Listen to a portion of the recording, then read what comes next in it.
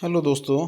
आज हम बात करेंगे treatment of piles by vinca leaves. विनका की पत्तियां जो सदाबहार की पत्तियां हैं उनके द्वारा पाइल्स का इलाज कैसे हो सकता है, इसके बारे में हम बात करेंगे। सबसे पहले आइए हम जानते हैं कि बवासीर या पाइल्स हैं क्या। पाइल्स या बवासीर की पैथोफिजियोलॉजी के बारे में अगर हम बात करें तो अगर इसे देखें तो सामान्य स्थिति में ये मलद्वार या एनल कैनाल के अंदर और बाहर छोटी छोटी रक्त नलिकाएं या वीन्स होती हैं जिन्हें हीमोरॉइडल प्लेक्सस कहते हैं। जब इन हीमोरॉइडल प्लेक्सस पर प्रेशर या दबाव बढ़ जाता है, जैसे कि कॉन्स्टिपेशन जब अगर होता है या लंबे समय तक या काफ़ी टाइम तक जो है टॉयलेट में बैठना पड़ता है, या गर्भावस्था है, प्रेगनेंसी है, या मोटापा या भारी वज़न उठाना है, तो ये नसें फूल जाती हैं और डायलेट हो जाती हैं।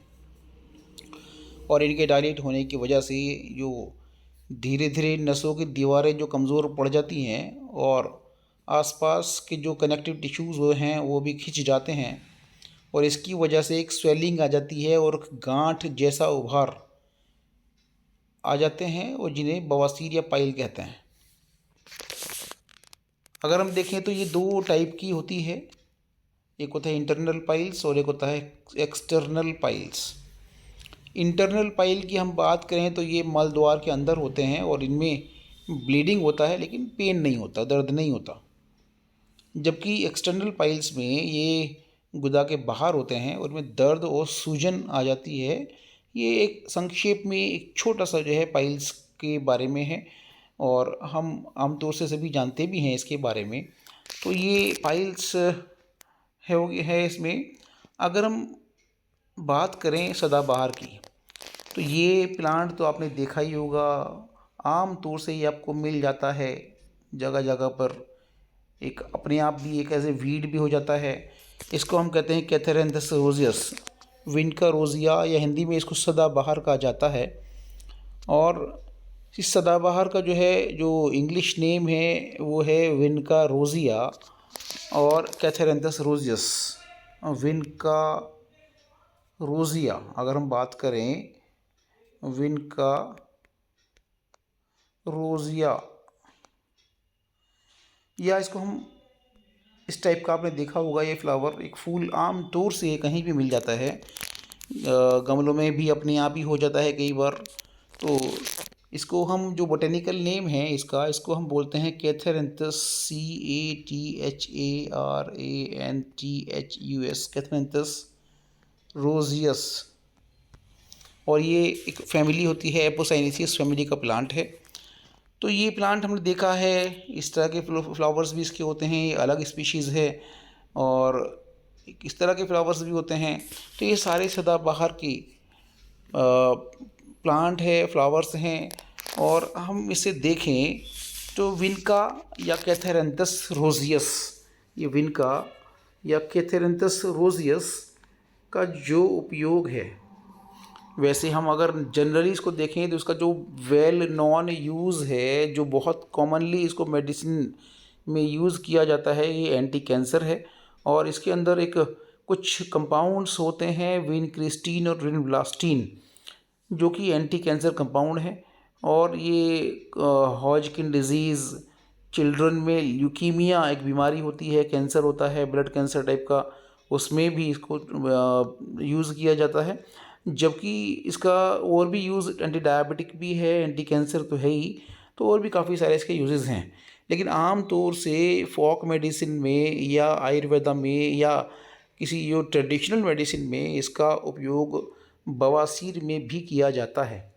बवासीर जो है वो भी कौन सी एक्सटर्नल या इंटरनल बवासीर जो है, इंटरनल पाइल्स, जो कि खून वाली, जिसमें ब्लड होता है, इसमें किया जा सकता है। तो हम देखें ये पौधा हमारे बगीचों में आसानी से मिल जाता है और आयुर्वेदिक और लोक चिकित्सा में इसका उपयोग किया जाता है। इसके औषधीय गुण हम देखें तो इसमें एल्कलॉइड्स होते हैं, इंडोल एल्कलॉइड्स पाए जाते हैं इसमें, विनक्रिस्टीन और विनब्लास्टीन। ये जो है एंटी कैंसर भी हैं और ये रक्तस्राव को रोकने, सूजन कम करने, घाव भरने में मददगार होते हैं। हालाँकि अगर इसको ज़्यादा मात्रा में लिया जाए, अगर याद रहे, अगर अधिक मात्रा में ये लिया जाए तो ये टॉक्सिक हो सकता है, ये पॉइज़नस हो सकता है, टॉक्सिक हो सकता है, नुकसान पहुंचा सकता है। इसलिए इसको बहुत लिमिटेड मात्रा में लिया जाता है। अगर हम इसको देखें तो इसको अगर हम देखें, इसको लीव्स लें, पत्तियां इसकी लें और इनको कूट लें, इनको कूट लें, ये इस तरीके से पेस्ट बना लें इसका। तो अगर इसका हम देखें तो इसका जो उपयोग है इंटरनल के लिए, एक पत्तों का रस लेते हैं, इसमें पत्तों को लेकर के कूट लेते हैं। कूटने के बाद में पत्तों का रस जो है 2-3 पत्ते लेकर कूटें और उसमें से आधा चम्मच रस निकाल लें किसी कपड़े में, उसको रैप करके लपेट करके उसको जब दबाएंगे तो उसमें से रस निकल आएगा और इस रस को हम खाली पेट, सुबह खाली पेट इसको पी सकते हैं। इससे हमें बहुत फ़ायदा मिल सकता है। तो यही हम देखें कि इसको इस तरीके से हम क्या है कि पेस्टल मोर्टार में या किसी चीज़ में हम इसको पत्तों को कूटें, कूटने के बाद में इसका किसी जो पेस्ट बनाएं, पेस्ट बनाने के बाद हम इसको छानने के बाद में इसको हमारा एक रस निकल सकता है। एक तो तरीका ये है। दूसरा तरीका ये है कि इसका इन्फ्यूजन या डिकॉक्शन हम कर सकते हैं, या काढ़ा बना सकते हैं। इसमें हम क्या करेंगे कि 4-5 पत्तों को एक गिलास पानी में 10 मिनट तक उबालें और छानकर गुनगुना पी लें। एक तो तरीका ये है।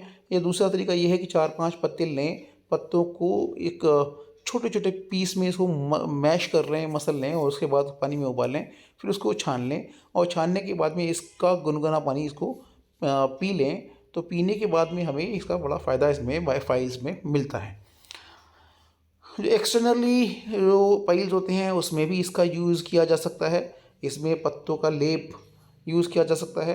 पत्तों को पीसकर जो है, जो गांठ होती है, जो पाइल मांस होती है, उस पर हल्के से लगाएं और सीड्स बाथ भी ले सकते हैं इसका, कि पत्तों को उबालकर गुनगुने पानी में 10-15 मिनट तक उसके ऊपर बैठें।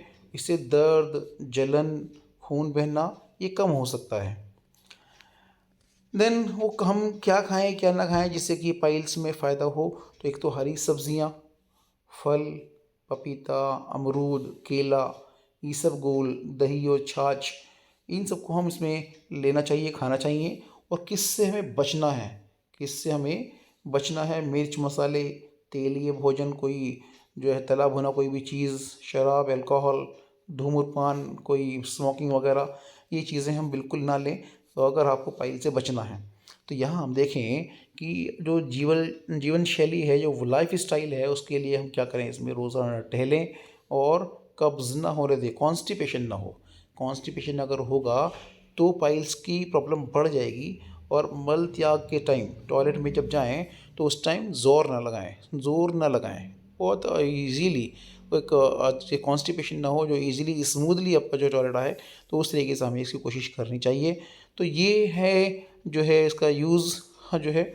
कुछ सावधानियां भी इसमें बरतनी हैं, जैसे कि जो गर्भवती महिलाएं हैं, जो प्रेग्नेंट लेडीज़ हैं, स्तनपान कराने वाली महिलाएं हैं और बच्चे, इसी को ना लें, लंबे समय तक लगातार सेवन ना करें। और अगर खून ज़्यादा आ रहा है या कमज़ोरी हो रही है तो डॉक्टर से मिलें।